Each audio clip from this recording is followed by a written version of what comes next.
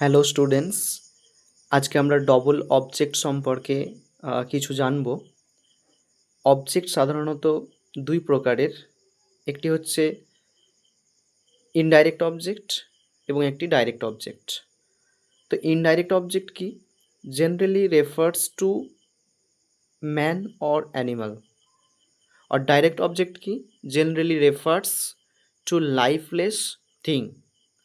মনে রাখার জন্য ডি ফর ডেড মিন্স মৃত, অর্থাৎ যেগুলো লাইফলেস জড় বস্তু সেগুলোকে সাধারণত আমরা ডাইরেক্ট অবজেক্ট বলে থাকি।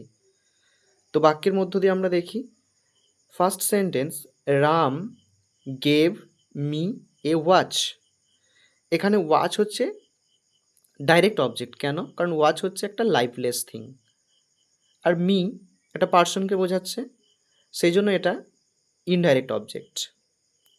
পরের বাক্যটি হচ্ছে Ram gave Mita a pen. এই বাক্যে মিতা হলো ইনডাইরেক্ট অবজেক্ট, অর্থাৎ একটা পার্সনকে বোঝাচ্ছে। আর এ পেন, এই পেন ডাইরেক্ট অবজেক্ট, কারণ ডি ফর ডেড বলেছি, মানে মৃত, অর্থাৎ লাইফলেস, যার কোনো প্রাণ নেই, অপ্রাণীবাচক। আরেকটা কথা, Ram gave a pen to Mita. এখানে একটা জিনিস দেখার আছে, উপরের বাক্যটিতে ছিল মিতা এ পেন, অর্থাৎ Ram gave Mita a pen. এখানে লিখেছি Ram gave a pen to Mita. Direct অবজেক্টটা প্রথমে এসেছে এবং ইনডাইরেক্ট অবজেক্টটি শেষে গেছে।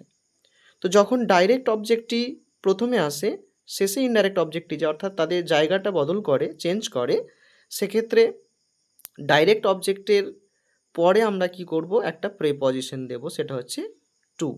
ওকে, আশা করি বোঝাতে পেরেছি। Thank you.